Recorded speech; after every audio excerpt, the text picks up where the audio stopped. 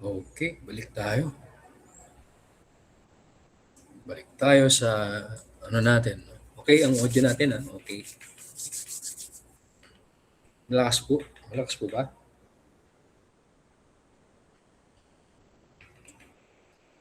Okay ba ang audio natin? Okay. So, balik tayo dun sa ano, no? Yung uses of history. So, these are the three uses of history. Supposed to be, no? The uses of history. Bakit ko sinasabing supposed to be? Eh, ginagamit ba natin? Di ba? Ah,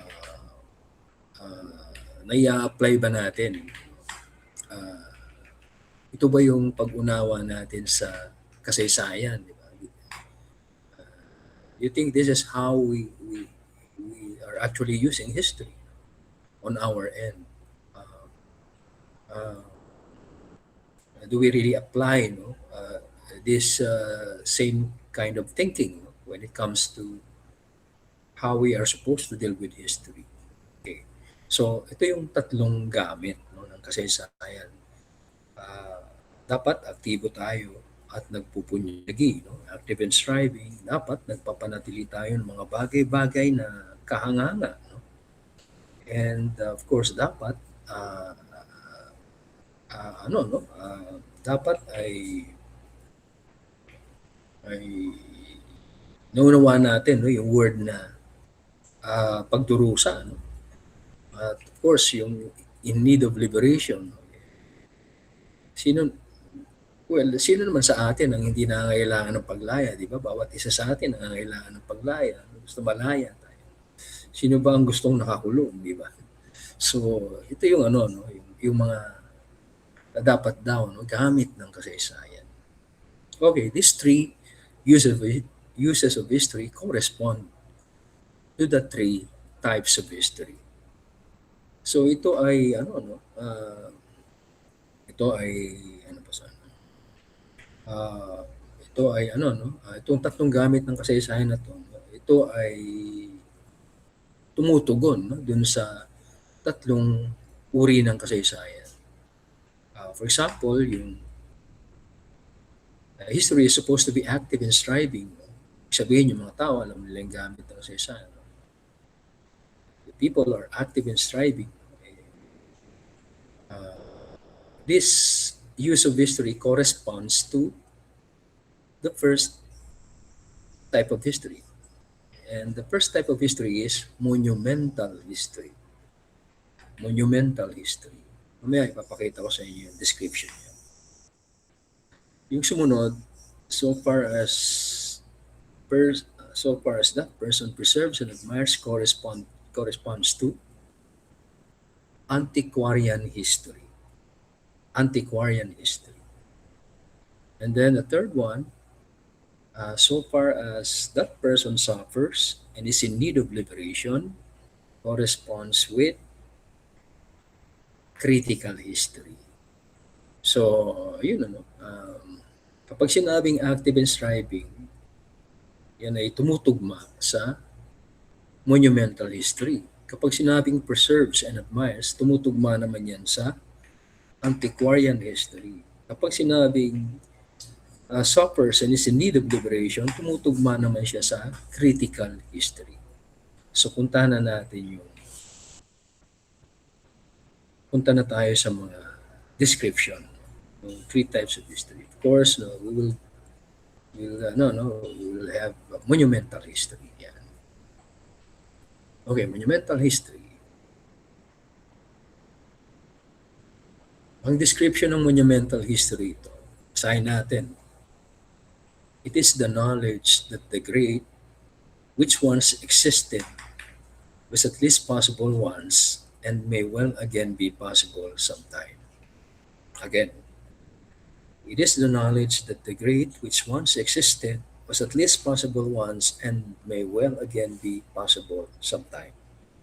So, ang sabi rito, no, sa sali natin, no, sa Tagalog, yung dakila daw, no, bagay man yan, o pangyayari man yan, o tao man yan.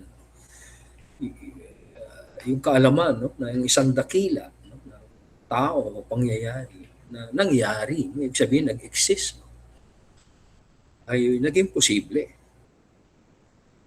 sa isang pagkakataon. At maaari daw ito na mangyari uli. Halimbawa natin, Jose Rizal. Yan. Si Jose Rizal ay isang malaking pangyayari sa kasaysayan. Si Jose Rizal lang ba? Pati ibang bayani. No? Pag sinabi nating bayani, hindi lang si Jose Rizal. Andres Bonifacio, no? Ay isang dakilang pangyayari sa kasaysayan. Okay? Ay iba pang mga bayani. And then, hindi lang mga bayani o mga tao o kilalang tao sa kasaysayan, pati yung mga dakilang pangyayari, great moments in history. Halimbawa, 1896 Revolution or halimbawa, yung una, yung the execution of the three martyred priests, no? Yung tatlong pare na binitay. No? Yes,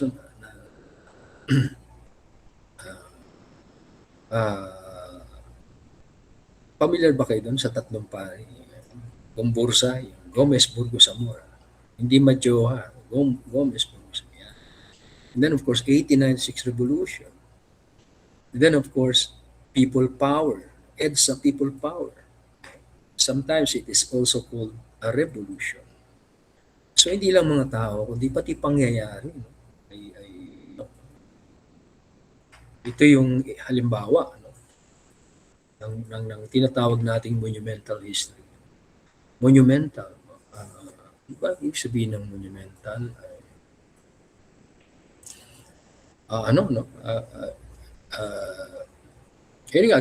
Heroes, great heroes, no? Great leaders, victories, triumph. Ito yung mga ibig sabihin ng monumental. No? Large in impact, no? Malakas yung impact, no? Sa kasaysayan natin, or large in scale, no? Malawak, no? Ang kanyang epekto. No? Yun yung ibig sabihin ng monumental history. No? Nakapokus siya sa mga bayani, mga leader, mga victory, hindi lang naman na yung victory na nanalo sa giyera. Well, of course, kasama yun. Pero sabihin, halimbawa, ang Pilipinas naka-gold, no? Sa unang pagkakataon, di ba? Kay Hidelin Diaz, no? Ay great moment yun, no? Sa kasaysayan ng mga Pilipino, ng Pilipinas. No?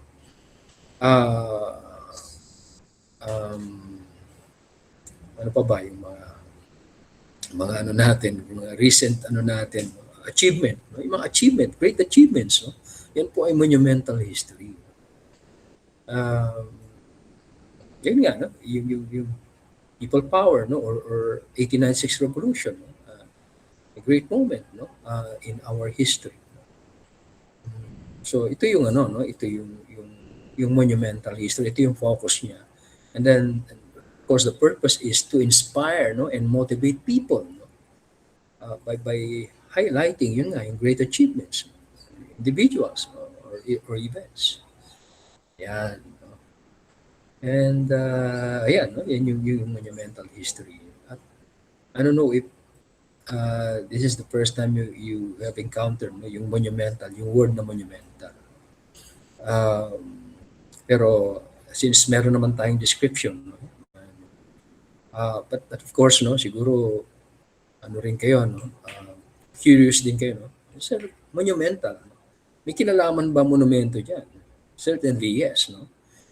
Kasi yung root word niya ay monument, monumento. Bakit ba tayo nagtatayo ng monumento, for example? Di ba?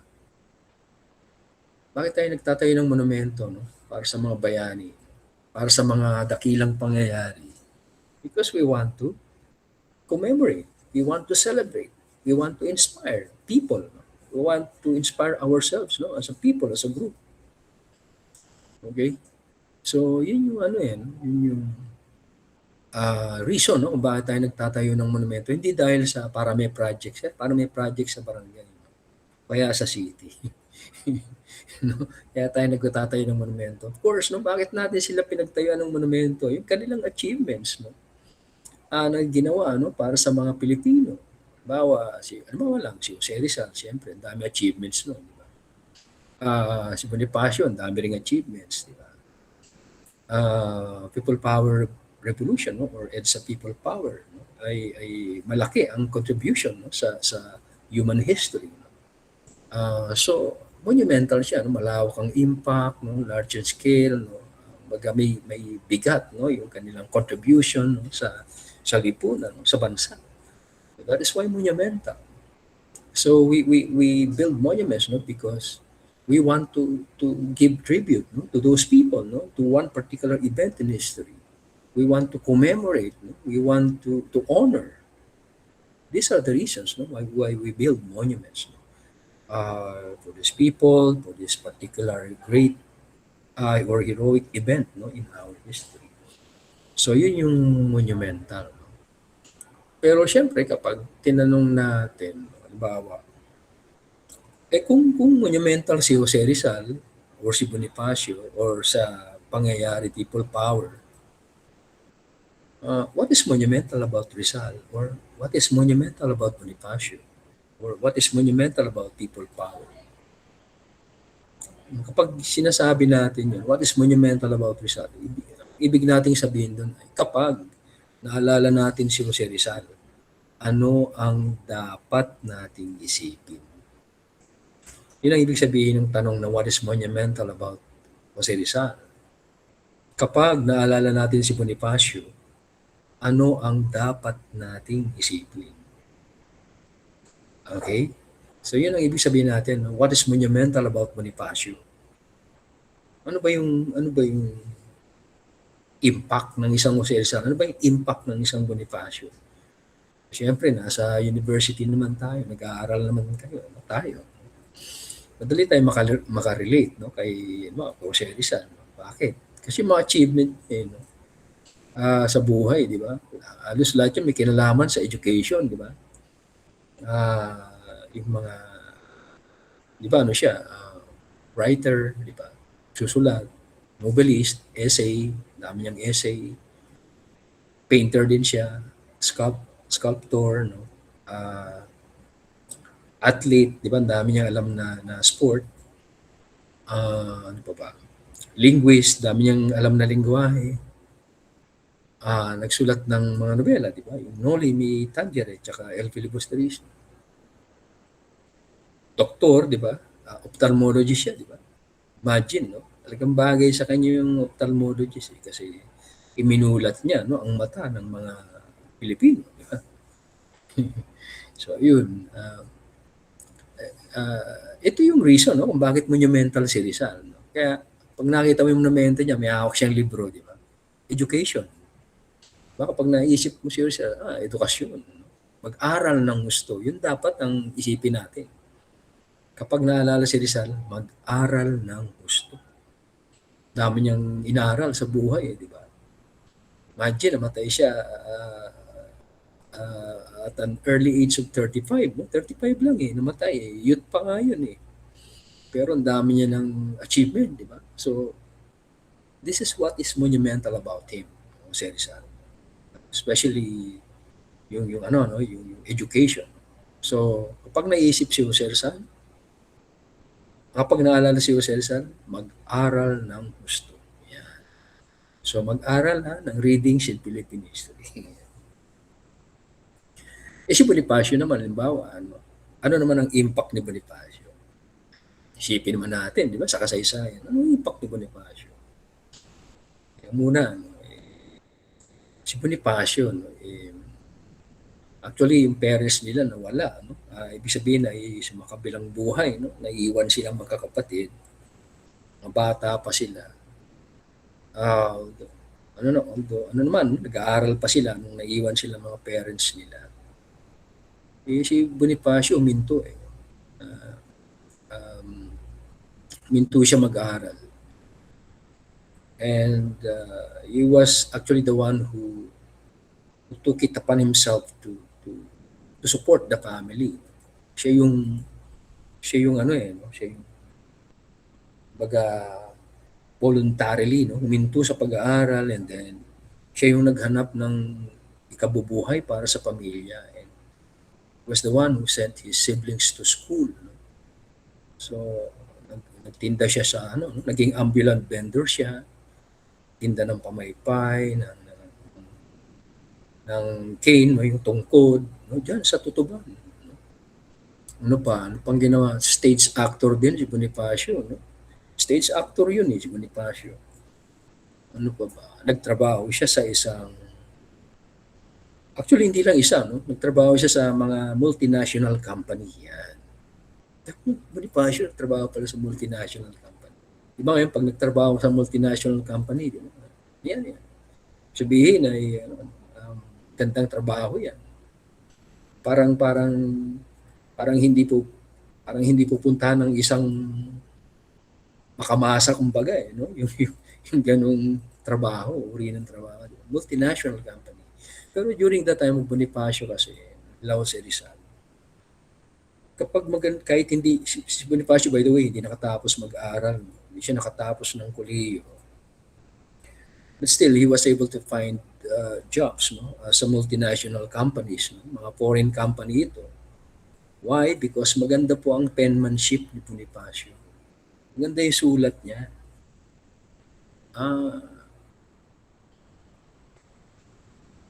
During those times, no, kapag maganda ang sulat ng isang tao, isang individual, no, madaling makakuha ng mga trabaho sa foreign company. Si Bonifacio, ganun nangyari. Nagtrabaho siya as clerk, no, maganda sulat niya.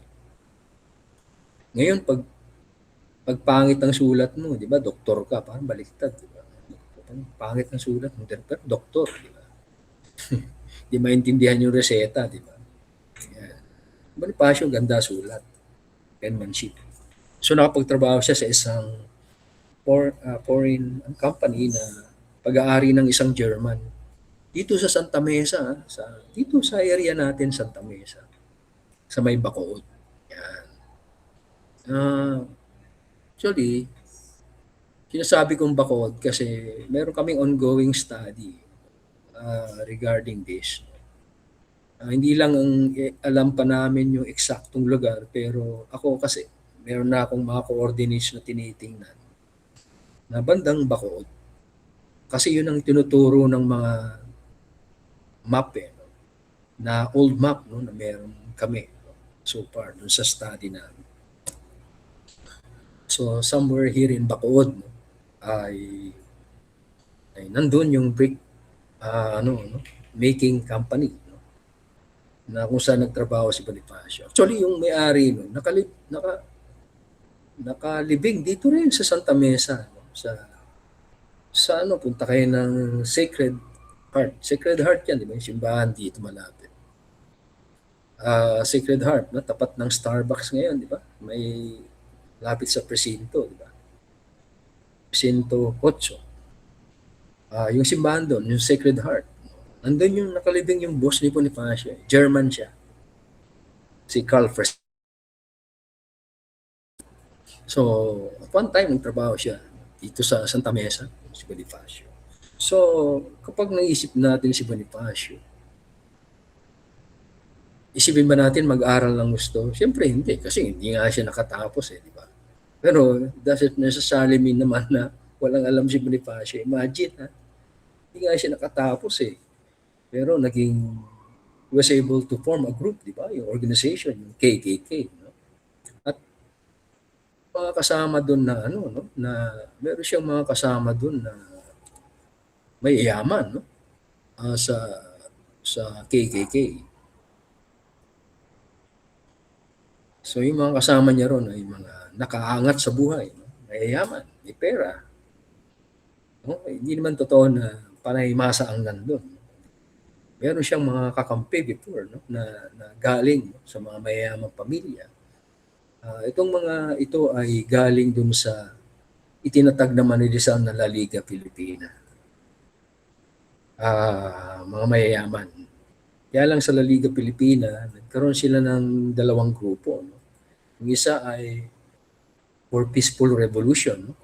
continuity, no, ng peaceful revolution. Yung isa naman, andun na si Bonifacio for revolution na sila. Uh, ano, no, yung pakikipaglaban, no, sa pamamagitan ng armadong pakikibaka. Yan. So, but then, again, sabi natin, kapag naisip natin si Bonifacio, kapag naalala natin siya, anong dapat isipin? Siyempre, ang dapat nating isipin, huwag agad susuko. Yan. Kasi nga, di ba, parents sila, namatay, no? Naiiwan sila. And yet, Bonifacio did not easily give up. No? He actually dealt, no, with their situation. No? He actually met those difficulties, no, head on. No? Talagang hinarap niya, no, yung mga pagsubok na yun. Kaya hindi siya agad sumuko. At kaya si Bonifacio, matapang, di ba? Atapang na tao, di ba? Putol ang kamay, hindi atakbo. Di ba? Putol ang pa, hindi atakbo. Di ba?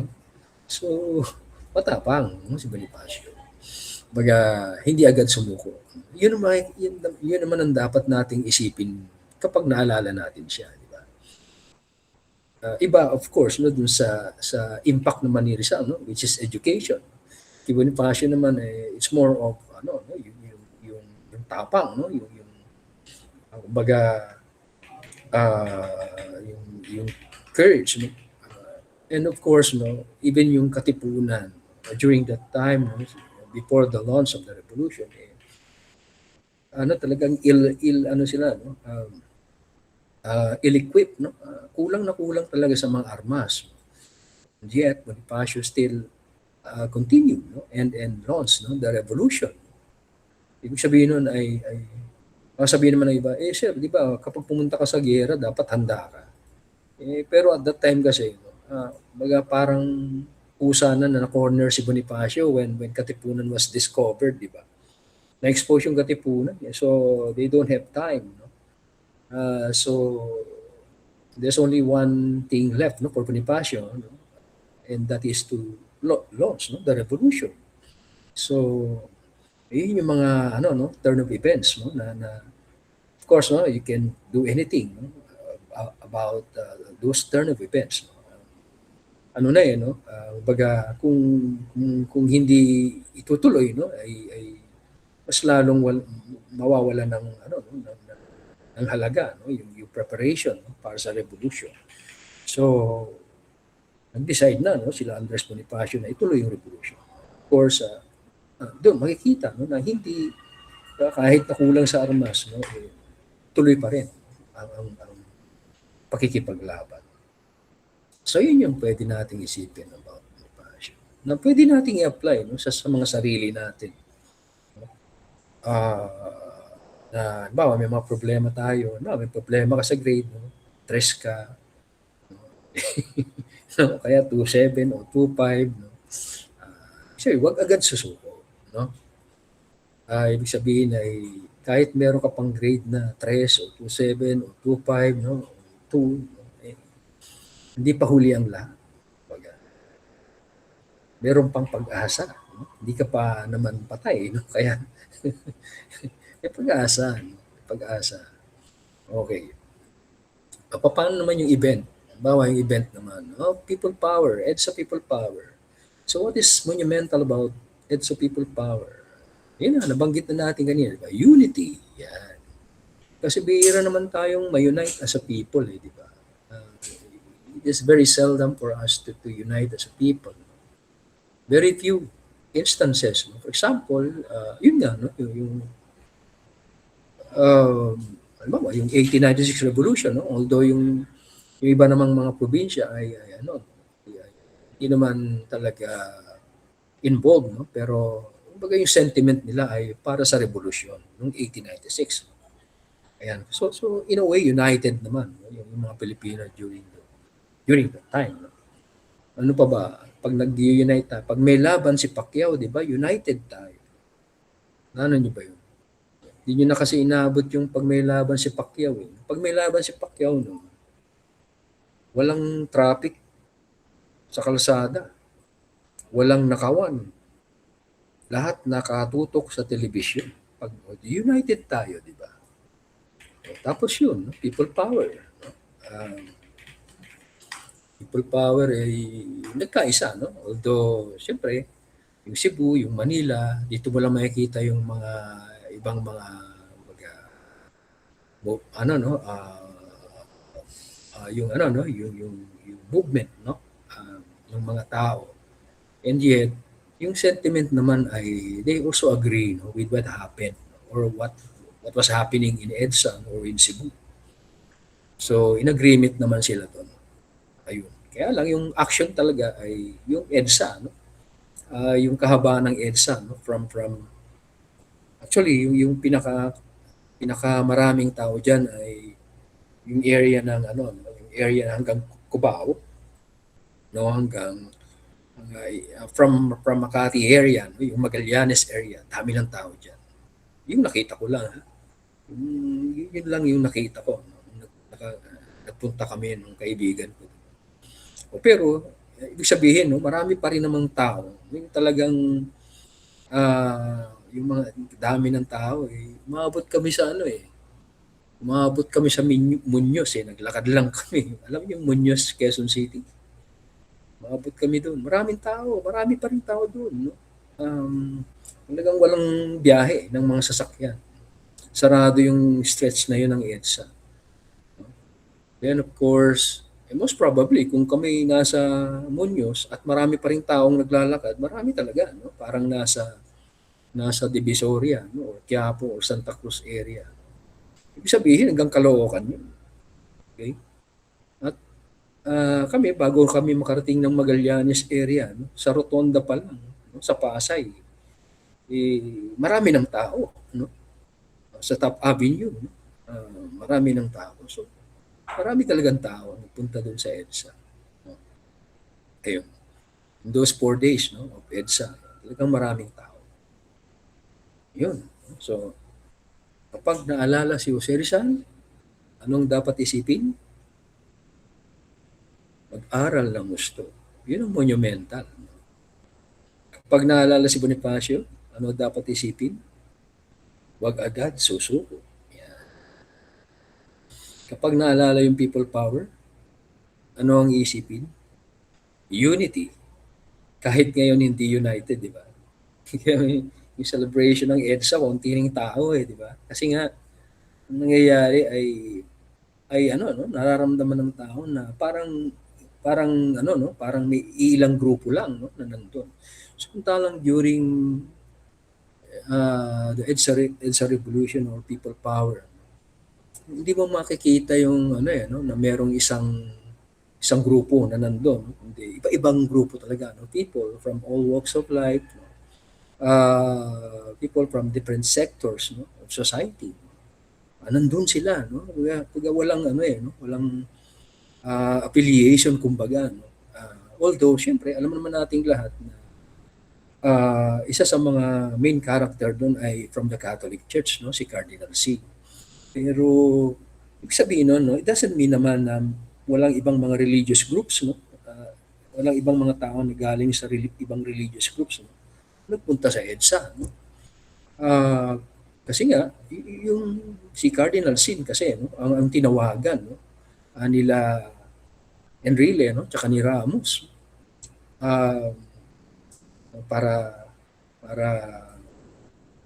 well, mahabang istorya ito. No? Pero pwede ko sabihin sa inyo na para humingi ng tulong. No? Pero syempre, titingnan natin. Simpleng paghingi ba ng tulong yun ni Enrile at ni Ramos? Kung talagang lalaliman natin yung pagbasa sa kasaysayan. Alam naman nating lahat na bad guys sila, di ba? Bakit bad guys? Part sila ng martial law, di ba? Enrile was the co-author of Marcos, no? Sa martial law. Ramos was head of itong ano, no? PCINP, no?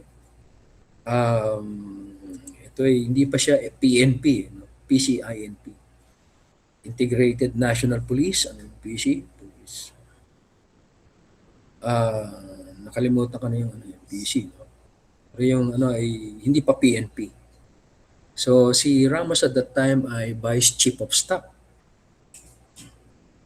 ng Sandatahang Lakas or AFP, Vice Chief of Staff. Ibig sabihin, hindi siya yung pinakamataas. Ang pinakamataas ay si Fabian Ver. Okay? So si Fabian Ver yung pinakamataas, no? Siya yung pinaka-head ng AFP. So hindi si Ramos. Si Enrile naman at that time ay Defense Secretary ni Marcos. But again, no, um, uh, as what happened, Enrile and Ramos turned, no, against Marcos. So ayaw na nilang sundin yung mga gustong ipagawa sa kanila ni Marcos. So that's the reason for them, no, to separate themselves, no, move away, no, from Marcos. And yet, kasama naman silang dalawa ni Marcos eh. Si Ramos at Enrile. So bad guys sila. And then of course, si Cardinal C naman ay critic ni Marcos. Although syempre, kapag may mga activity, civil naman silang dalawa. No? Very, very vocal, no? Si Cardinal C, no? When it comes to corruption. So, pero pag may mga activity, syempre, okay lang yun. No? para hindi nakakahiya sa mga bisita. No? Kasi nga si Cardinal C ang pinaka-head ng Catholic Church. And then, syempre, before, critic din siya ni Enrile at ni Ramos. Pero since tinawagan nitong dalawa, no, si Cardinal Sin, so ano ibig sabihin nun? Humihingi ba ng tulong? Definitely yes. Pero kung ready nang humingi ng tulong si Enrile at Ramos kay Cardinal Sin, anong pwede mangyari? Money laundering ba? Ibig sabihin, nilalabahan na rin yung karakter, no, nila Enrile at Fidel Ramos. Okay? Bad guys sila, di ba? Kasi kasama sila ni Marcos. Ngayon, kung okay na kay Cardinal Sin si Ramos at si Enrile, syempre good guys na sila. So, power laundering naman. Okay, power laundering. Nililinis naman yung political power. No? Ayan. So, dahil, no, humingi ng tulong, and of course, para kay Cardinal Sin, no, enough, no, of Marcos, ayun na. No? Kalaban na ni Enrile at Ramos si Marcos. No? Samantalang si Ramos po ay pinsan ni Marcos. Yan. Tapos yung nabanggit ko kanina sa inyo, si Fabian Ver, yung head ng AFP naman, ay pinsan ni Imelda Marcos. Yan. So all in the family. Okay? Yun yung yun yung nangyari at that time. No? Kailangan alamin natin, no, yung mga ganyang mga information, no, with regards to our history para mas maintindihan natin, no, kung paano, no, nangyayari yung kasaysayan at bakit nangyari. Tatanong natin, no, para mas alam natin, no, kung ano ba talaga yung dapat nating gawin in the future. No? Ayan. So, ibig sabihin ay hindi lang simpleng people power, kailangang mawala si Marcos. Merong mga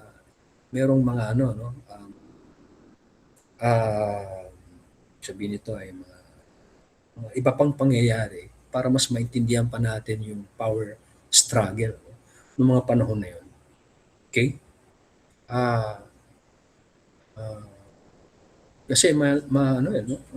Mahalaga rin na malaman natin yung mga dahilan. Otherwise, mamislead tayo, no? When it comes to understanding yung mga pangyayari. Okay, so yun, ano? Yung monumental history ay maganda, no? It gives us hope, no? Pwede uling mangyari, halimbawa, pwede uling magkaroon ng isang Rizal, pwede uling magkaroon ng isang Bonifacio, pwede uling mag-unite ang mga Pilipino. So, it gives us hope, no? Nare-recall natin yung ganong mga achievement natin, no, as a nation, as a people, as a nation, no, na pwede pa uling mangyari. Pwede pa ulit tayo maging mayamang bansa, no? Katulad ng binabanggit natin. It was a time na second tayo sa Japan. Maganda yung takbo ng economy natin. Pero ngayon, nasa laylayan tayo, di ba? Developing country tayo. No? Nandun yung category natin, no? When it comes to economy. No? So ano, no? Parang we don't deserve this, di ba? Parang we deserve better, no? Kasi mayaman ng Pilipinas, eh. No? Pero ang problema natin, mahirap ang mga Pilipino, di ba? So, may gap, no?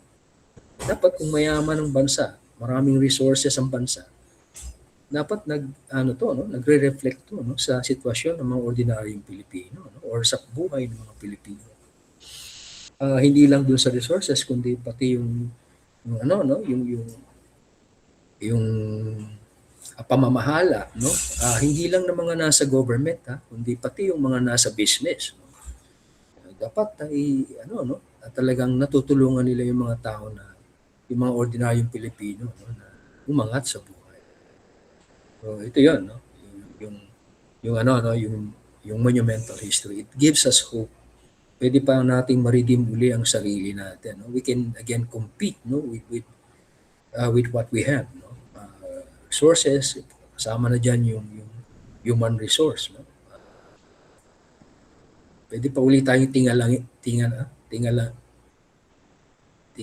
no, ng ibang bansa, no, tulad ng mga 1950s, no, up to 1970s, no. Nandun tayo sa taas, eh, no? Ngayon nasa baba po tayo. Okay? So kung hindi okay ang monumental history, baga, well, okay siya, pero meron pa rin namang danger side, no, ang monumental history. Bawa sabihin kong Diyos si Rizal. Malang sabihin ko Diyos si Rizal. Si Rizal's God, Andres Bonifacio, graduated from college, or I was in People Power Revolution for a month. So, obvious naman, no? Na nagsisinungaling ako sa inyo, di ba? Ibig sabihin, I can actually twist or spin information. Pwede kong baluktutin, no, yung mga impormasyon, no. Why? Kasi mayroon akong agenda, no. Halimbawa, si Jose Rizal, Diyos, no, para sa akin. Bilib na bilib kasi ako kay Jose Rizal. Kaya gusto ko bumilib din kayo sa kanya. So, ang gagawin ko, exaggerate ko, di ba? Diyos si Rizal, para maniwala kayo. Pero siyempre, hindi naman talaga Diyos si Rizal, no? For majority of the Filipino people, Jose Rizal is a hero, no? But he is no saint, no, or he is no God, no? Andres Bonifacio, no, college graduate, huminto nga siya sa pag-aaral, eh. Siya nga ay nagpaaral sa mga kapatid niya. Pero sasabihin ko sa inyo, nakatapos siya ng kolehiyo. Para lang kasi may nagsasabi, bobo daw si Bonifacio. Hindi totoo yun. College graduate nga, eh. Dinagdagan ko pa yung hindi totoo tungkol kay Bonifacio. So, binapaluktot ko yung mga impormasyon. Why? No? Para lang sa sarili kong interes. Yan. People Power Revolution, 10 ako roon. Bira mo, ako na lang mag-isa umaharang sa mga tangke, di ba? So, napapalibutan ko kayo mag-isa. No? Ganun yung mga... Imagine ako umaharang sa mga sundalo, napapalibutan ko pa sila mag-isa, di ba? Sino naman maniniwala? So, yun, no? Sabihin, binabaluktot ko yung impormasyon. No? Meron akong agenda, hidden agenda, which is not good. No? This is the danger of monumental history. no? Kapag ginamit ko na yung information sa masama, no? Yung informasyon na totoo, gagamitin ko sa masama, no? Yun yung ano, no? Yun yung negative na about monumental history. So maganda siya.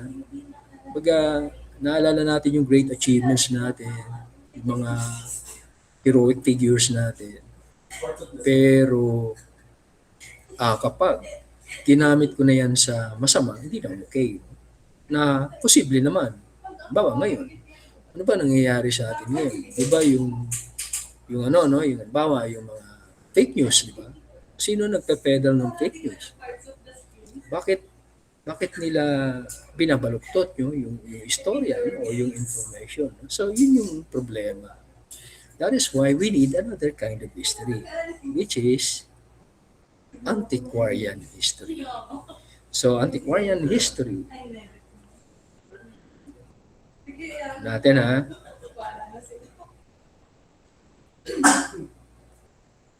ayan, antiquarian history. Ano naman sinasabi ng antiquarian history? That which instills reverence in a person for the things that recall his origins and root him in his country's soil. So, okay ang monumental history, pero meron siyang dangerous side. So, for us to counter the negative side of monumental history, we need antiquarian history. Ano naman sinasabi ng antiquarian history? Based dun sa example natin, di ba? Ginamit ko siya sa hindi maganda. Sinungaling ako sa inyo. Okay? Pero, anong sabi rito? Ibinabalik yung paggalang sa isang tao. So, kung nagsinungaling ako sa inyo, hindi na ako komportable sa inyo, di ba? Sabihin, may guilt feeling ako. Guilty ako. Kasi meron ako sinabi na hindi naman totoo. Di ba?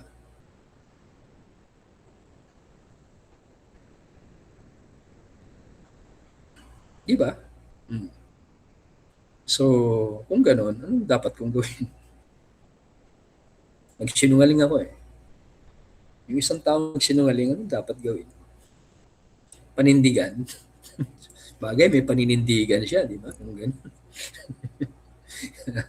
May paninindigan, di ba? Pero siyempre, kapag hindi tayo komportable, no? Ano yung, what will make us comfortable again, no? In a company of that person whom we offended? Diba, dapat aminin natin yung mali natin. Doon sa tao na yun.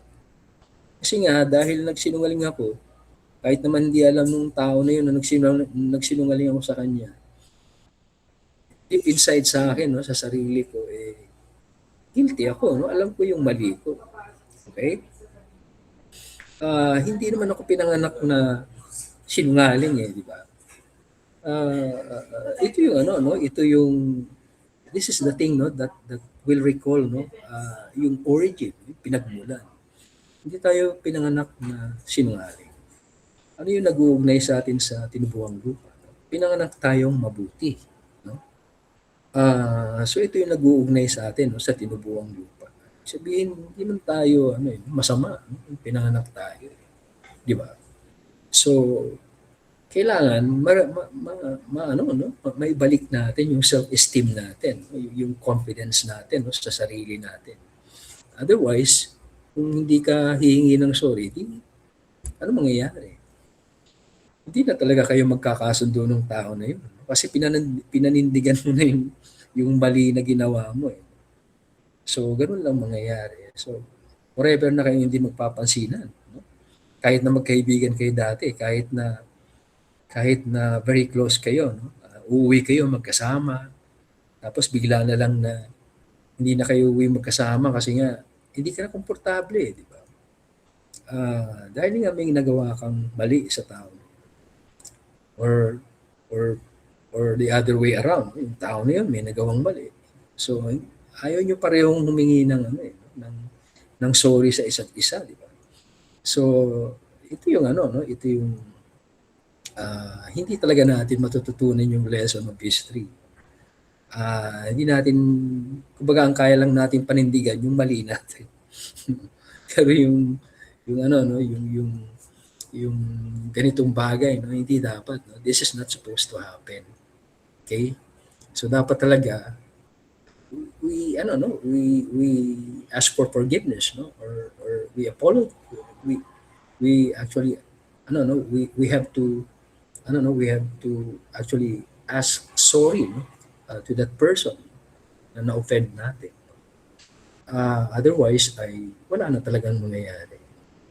So walang learning, no, na mangyayari sa atin. So ito yung antiquarian history. No? Nire-remind tayo na hindi tayo masama eh. Hindi tayo, yung pinanggalingan natin, hindi tayo masamang tao, hindi tayo pinanganak ng masama. So the only way for us to go forward is rebuild, no, yung relationship natin, no, sa isang tao na yung baga yung truthfulness, no, natin sa isang tao. So ito yung sinasabi ng antiquarian history, instills reverence in a person, binabalik niya yung paggalang, no, sa isang tao. Ito yung purpose ng antiquarian history.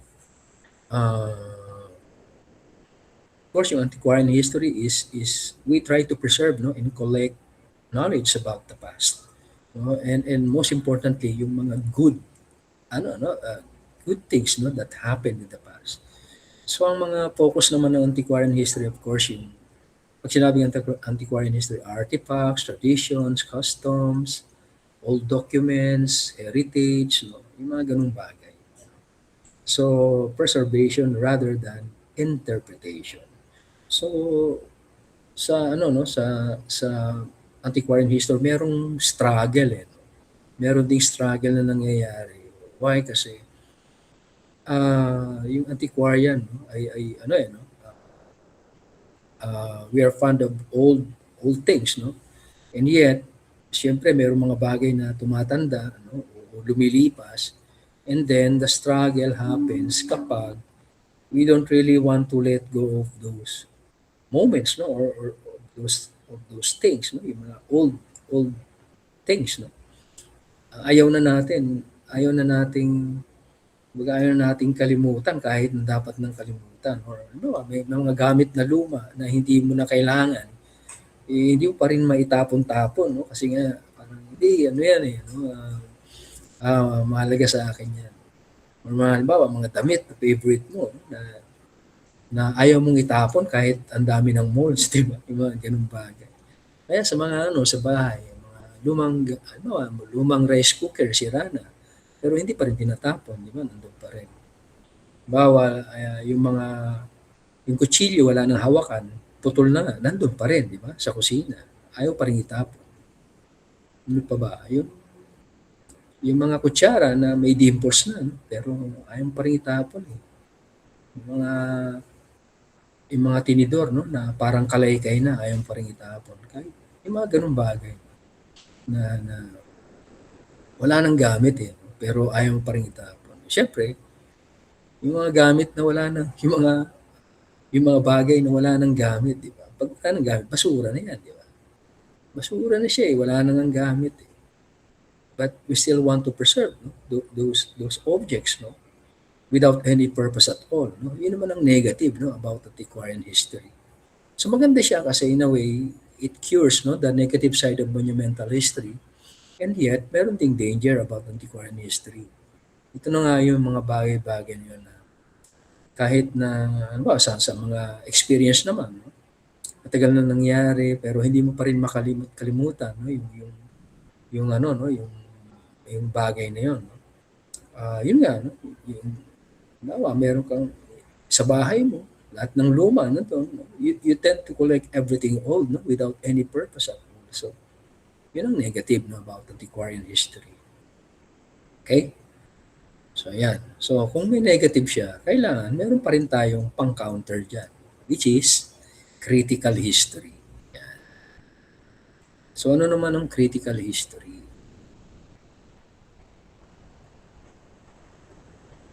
Critical history. Ayan. Lumabas na ba dyan sa inyo? Yan. So critical history, ito yung pangatlong uri ng kasaysayan, no? Third type of history. Sabi naman niya, the person who surveys the past must be prepared to question it. He must have the strength to shatter and dissolve something to enable him to live. Yan, critical history.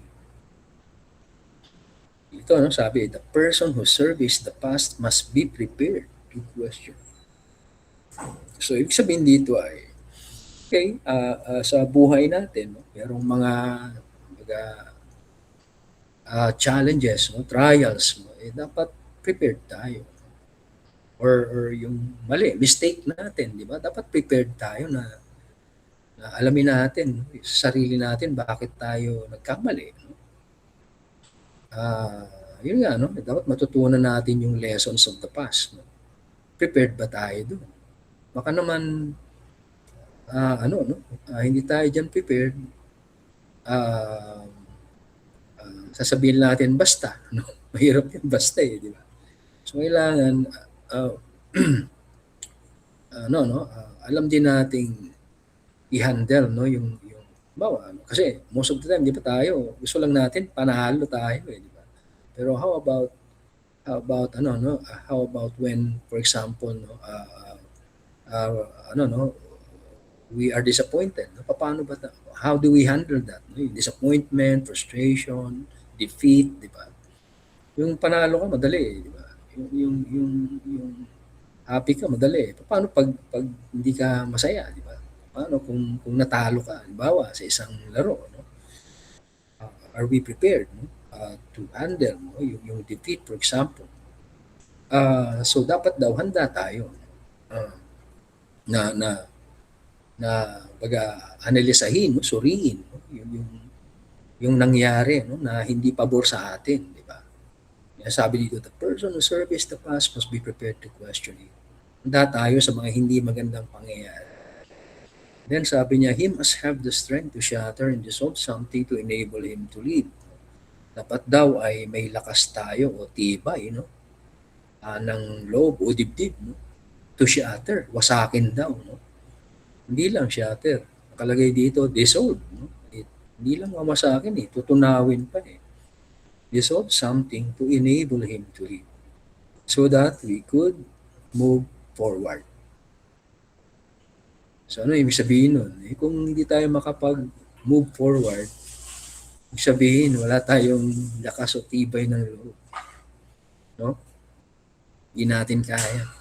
O kaya ba ng mga Pilipino? Kaya ba ng Pilipinas? Yan. No? So, ito, no? Ito yung critical history. So, it counters the negative side of antiquarian history. Bakit? Kasi merong struggle eh, no? Hindi mo mabitawan yung isang bagay na wala nang gamit, pero sa critical history you are able to have that extra kumbaga strength, no? To make that important decision, no?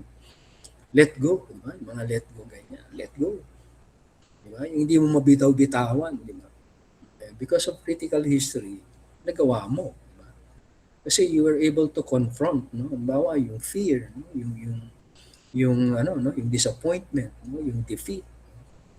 So nakapag-desisyon ka. Na nakalimutan, no? Yung mga ganung bagay. So among the three types of history, this is the most painful. No? Ito yung painful type of history. Bakit? Kasi sabi, 'di ba, suffering, 'di ba? Ayaw natin ng word na suffering eh. We hate the word suffer or suffering. Diba? Ayaw natin yan. Ano pa ba? Kung wala tayong kalayaan, di ba? Wala tayong liberty, di ba? Ayaw din natin yun. Ano din yun? Painful kung wala tayong kalayaan. Di ba? So, ito yung ito yung ultimate type of history, critical history. Okay? So, ito yung mga examples, no, ng three types of history. Babalik lang ako dun sa ibang slide. Halimbawa sa sa monumental history. Ayaw mag-move. Ayaw. Muli. Bagal yata ang connection ko. Ayaw niya. Ayan, monumental history. Ito yung mga sinabing monumental history. Mga tao, pangyayari. Sa Rizal, Lapu-Lapu, Bonifacio, yung landing at Leyte, or landing at Pangasinan, or people power, yan. Monumental yan. Antiquaria naman,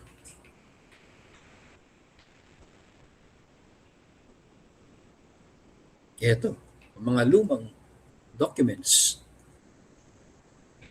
Baka tanungin nyo, sir, paano yung mga nasa museum? May gamit po yun kahit luma na siya. Why? Kasi it highlights our culture, history, di ba? Yung ano, no? Yung halimbawa, yung language, no? Yung iba pang mga bagay na may kinalaman sa kultura natin, tradition. Yan po ay may gamit. Halimbawa, kung meron pong mga lumang gamit na halimbawa lang, mayroong mga lumang gamit na private, mga collector, hindi po yun, hindi po yun, baga antiquarian history po yun, no? Kasi nagtatago din po sila ng mga lumang gamit. Pero yung sa museum kasi ay, of course, the intention is to educate and share, these objects, items, or yes, artifacts, to the people. So yun ang intention, i-share. Pero kung privately owned, hindi po tama yun. Mas masahol pa siya sa antiquarian. Ang nangyayari doon parang mamification siya.